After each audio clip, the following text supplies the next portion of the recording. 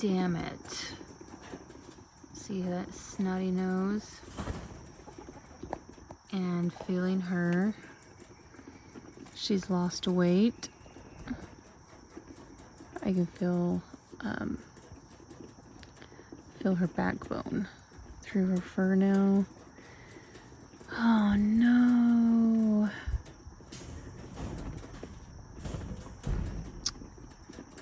Princess CinnaBunny. This makes me really super sad. So it's kind of a big deal that she has a snotty nose. That means that she's got an infection and she's got poor genetics. So I'm a real homestead. I'm a functioning real homestead. So I'm not a rabbit hospice. I don't keep genetics that are bad. I don't keep poor immune systems. I only keep strong immune systems. So I'm really torn about this though, because she's beautiful and I really wanted to keep her as my new breeder. She had good size. She was looking really good. She's about 16 weeks old now, but this snotty nose is a really bad sign. So gonna have to do what I did not want to do with her. Sorry, Princess CinnaBunny is gonna have to become dinner.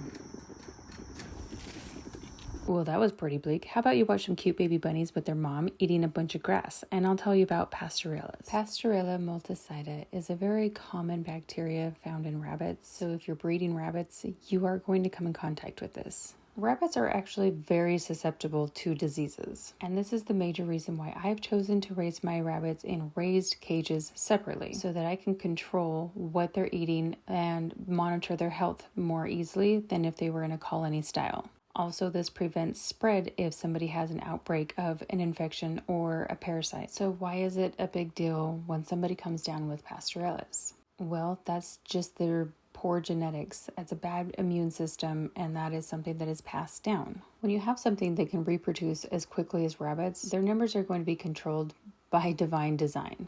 So if they're not being taken out by elements of nature or predators, then bacteria is going to take them out. Just so that they're not overcrowded, there's not too many in an area, and it's just really nature's way. But as a critical thinking human being, we have the ability to manipulate the system a little bit by doing things like housing them differently than they would in nature, and keeping selective genetics, and of course, a proper diet. So what exactly is Pasteurella doing to your rabbit?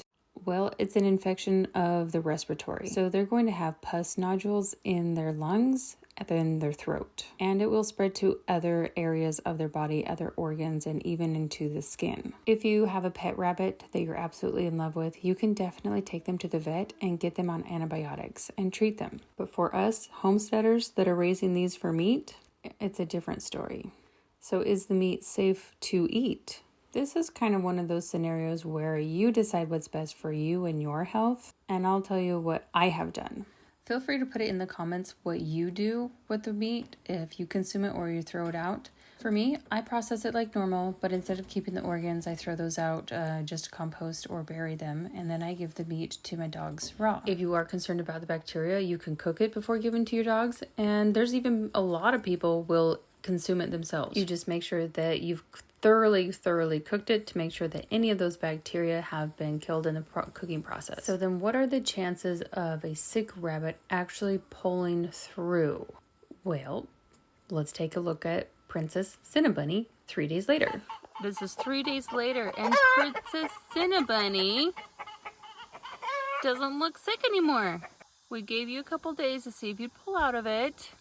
We're glad we did. Whew, it was touch and go there for a second, wasn't it? Man, you almost lost your privilege to breathe. That was intense. Yeah, super glad you're feeling better. Super glad your appetite is back. No more sniffing, no more coughing, no more yucky nose. Princess CinnaBunny will get to be here for longer after all. Hooray! So they can come back from it. I didn't give her any special treatment. I was going to see if her immune system would take care of it on her own, and it did. So I'm going to keep her.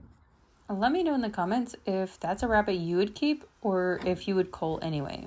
Thanks for watching. Remember to like this video, subscribe, and we'll see you on the next one.